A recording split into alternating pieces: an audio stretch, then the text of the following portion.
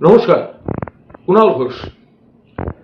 দলের সিদ্ধান্তের বাইরে গিয়ে যে বিধায়করা একটু একটু এদিক ওদিক সরে গিয়েছেন তাদের উদ্দেশ্যে সবিনয় নিবেদন।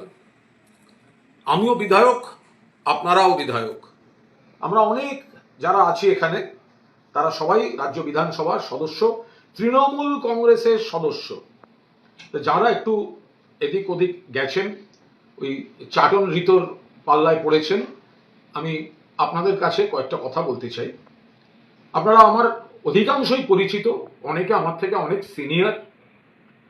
আমার শুধু একটাই বক্তব্য, আপনাদের কারোর সঙ্গে আমাদের কারোর কোনো ব্যক্তিগত সমস্যা ঝগড়া এসব তো নেই। হঠাৎ আপনারা এটা করলেন কেন?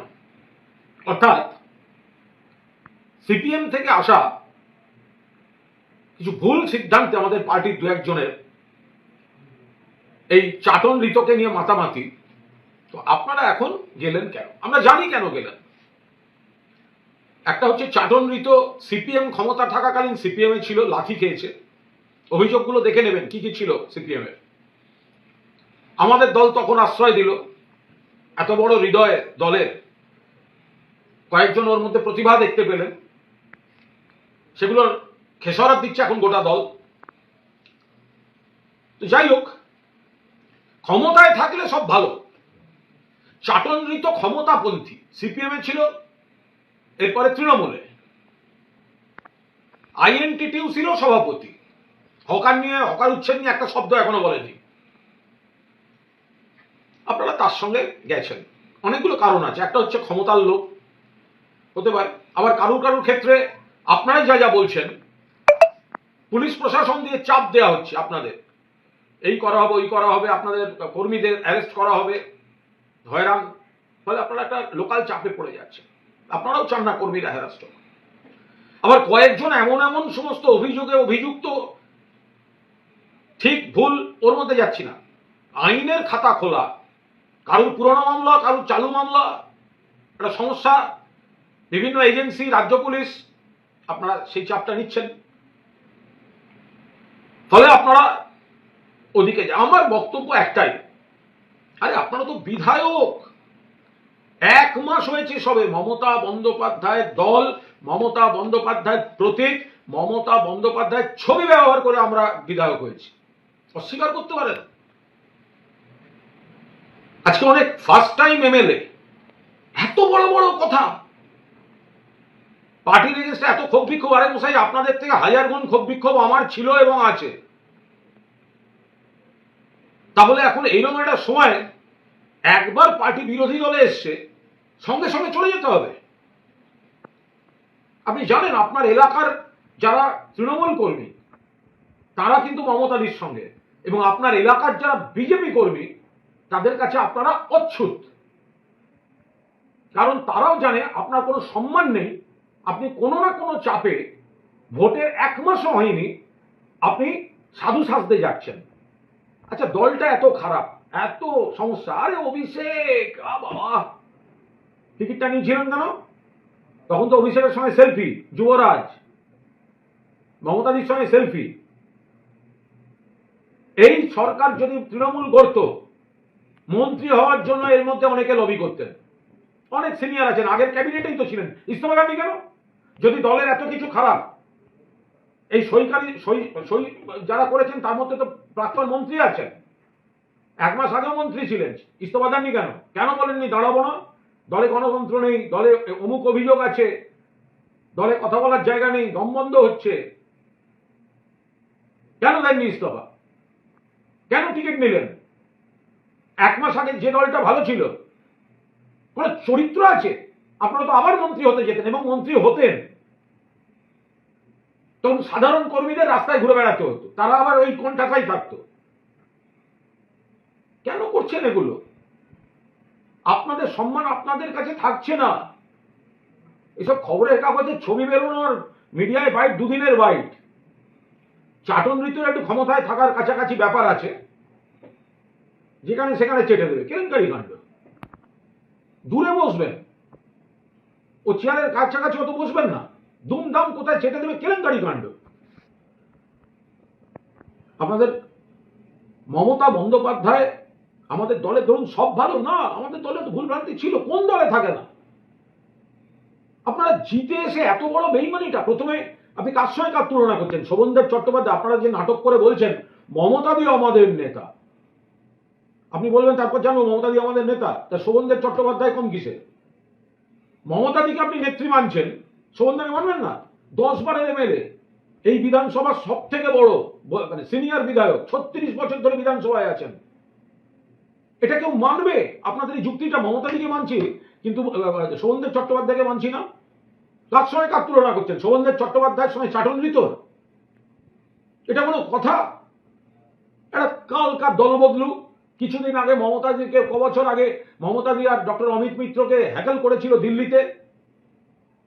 আমাদের দলের কয়েকজনের ভুল, কয়েকজনের পাপ, আসল কর্মী দলের অ্যাসেটদের চিনতে পারে না, এইসব মালপত্রকে নিয়ে এসে রাজার পাট দিয়েছে, তারা নাকি আসল তৃণমূল হতে চলেছে। ওই তো আসল তৃণমূলের নমুনা, দুর্নীতিমুক্ত তৃণমূলের নমুনা। বিজেপির পরাজিত প্রার্থী একজনের বাড়ির সামনে চলে গেছে, তাকে পছন্দ করি বলে নাম বলছি না, বাবা চোর ছেলে চোর বলে পোস্টার নিয়ে জুতো মারছে ওখানে, আমি নামটা বলবো না, মানে আমি উচ্চারণ করবো না। এই অসম্মানগুলো কেন ডেকে আনছেন? তৃণমূল কর্মীরা থুতু ফেলছে, বিজেপি কর্মীরা ঢুকতে দেবে না, বাকিরা খিল্লি করছে। বিপ্লবী ভাবছেন? পাগল না মাথা খারাপ? বিপ্লব তখন মানতো যদি 1 মাস আগে আপনারা বলতেন এই সলিউশন না হলে ভোটে দাঁড়াবো না। তখন তো ভোটের লবি করছিলেন, কখনো প্রতীক জৈন মহাপুরুষ তার কাছে গিয়ে, কখনো মমতাদির বাড়ি গিয়ে, কখনো অভিষেকের বাড়ি গিয়ে, কখনো যে যার নেতা করেন তাই দিয়ে। দলটা জিতে গেলেও আপনারা তখন ওখানে মন্ত্রিত্বের লবি করতেন। এখানে তো আমি একজনকে জানি, মহাপুরুষ সেজে ঘুরে বেড়াচ্ছেন, তিনি চিফ হুইপ হতে চেয়েছিলেন তৃণমূলের, দল বলেছে এটা হয় না। চিফ হুইপ এমন একটা টেকনিক্যাল কাজ, ফার্স্ট টাইম এমএলএ করতে পারে না, চলে গেলেন ওদিকে, যদিও আরো কারণ আছে, এগুলো সব বেরিয়ে আসবে। মমতা বন্দ্যোপাধ্যায় এই বর্ষিয়ান মহিলা, তার মুখ বিক্রি করে আমরা জিতেছি। সারা বাংলা ঘুরে উনি প্রচার করেছেন, আপনাদেরও অনেকের কেন্দ্রে প্রচার করেছেন, তার আলোয় আলোকিত হয়ে আপনারা অনেকে দীর্ঘদিন এমএলএ, এমপি, মন্ত্রী বিভিন্ন পদে ছিলেন। আজকে সেই মহিলার যখন তিনি আশা করতে পারেন আমার ভাইয়েরা, আমার পরিবার, তৃণমূল পরিবার আমার সঙ্গে থাকবে, তখন আপনারা পালিয়ে যাচ্ছেন। আপনার বাড়ির লোক আপনাকে ক্ষমা করবে? এই আপনাদের চরিত্র? আপনারা যান, আমরা যে কজন থাকি, প্রথমে শুনেছিলাম নাকি শুধু এলওপিতে সই করতে গেছেন, এখন আপনারা চক্রান্তকারীদের হাতের পুতুল। পুতুল আপনিও জানেন না, চাতন রিটো জানে, হাতের পুতুল। এখন বলছে এই নেবো, ওই নেবো, তাই নেবো, আরে কিছু থাকবে না। মমতা বন্দ্যোপাধ্যায়ের সঙ্গে যারা থাকবেন, যে কজন আমরা পড়ে থাকবো আছি। তবে অনেক বিধায়ক ফোন করেছেন, অনেকের সঙ্গে আজ কথা হয়েছে, অনেকেই তাদের প্রেশার, ব্ল্যাকমেলিং বলছেন, জানিয়ে দিচ্ছেন কে কাকে ফোন করে কি বলেছে। দিদিকে বলতে বলেছেন, একটু দিদিকে বলবেন দিদির সঙ্গে আছি, এলওপিটায় সই করে ফেলেছি, কিন্তু এরপরে এরা যা যা করছে মন চাইছে না, দিদিকে একটু বলবেন। দিদির কাছে এরকম অনেক খবর যাচ্ছে, অনেকে একজন কথাও বলেছেন বলে আমি শুনেছি, ফিরতে চান, কিন্তু প্রবল চাপ, কটা দিন সময় দিন, এদের সঙ্গে থাকবো না। এ খেলা এখন শেষ হবে না কিন্তু। ফলে যারা যাচ্ছেন, গেছেন, মমতা বন্দ্যোপাধ্যায়ের মুখটার জন্য আপনার নাম, পরিচয়, প্রতিষ্ঠা, টিকিট, এমএলএ, যে বিধানসভায় বসে আপনারা মিটিং করছেন, সেই বিধানসভায় আপনি ঢুকেছেন মমতা বন্দ্যোপাধ্যায়ের প্রতীকে, মমতা বন্দ্যোপাধ্যায়ের মুখ ব্যবহার করে।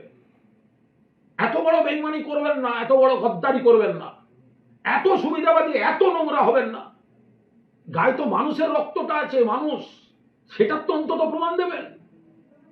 আপনাদের নিজেদের বাড়ির মাকে গিয়ে জিজ্ঞেস করুন, মা মমতা দিয়ে আমাকে এমএলএ করেছে ওই দলের টিকিটে, আমি 1 মাসের মধ্যে কি বিশ্বাসঘাতকতা করবো না করবো না?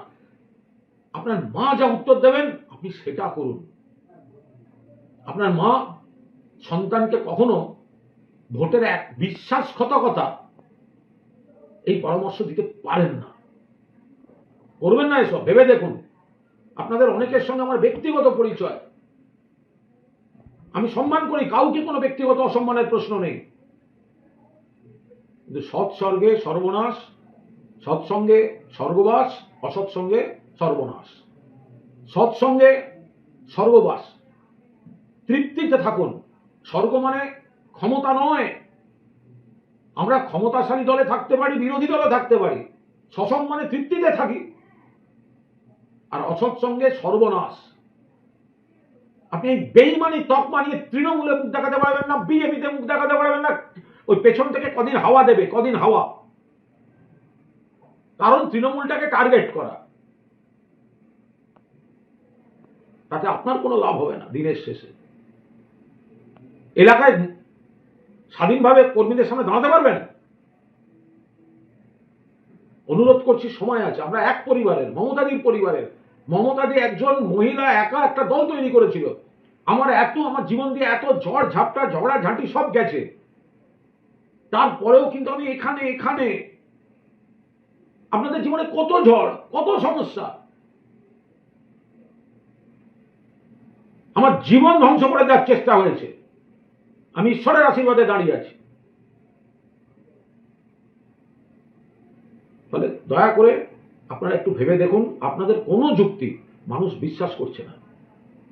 ওই বিদ্রোহীদের সার্কাস, দুদিন মানুষ বা যারা একটু খবর হবেন, ছবি হবেন, ব্রেকিং নিউজ হবে, তারপর কিন্তু ইতিহাসের পাতায় একদম স্থায়ীভাবে একটা গদ্দার বেঈমান এক মহিলা একা লড়তে লড়তে টালির চালে থেকে একটা দল তৈরি করে প্রতিষ্ঠা করেছে। সেই দল আমাদের প্রতিষ্ঠা দিয়েছে। আর এবার আমরা ভোটের 1 মাস হয়নি, হাতের কালিটা এখনো মোছেনি, রেজাল্ট বেরিয়েছে 1 মাস, তার আগে আপনি বেঈমানি করছেন। যদি আপনি এত সৎ, এত স্বচ্ছ, এত নীতিকথা, টিকিটে দাঁড়ালেন কেন এই দলের?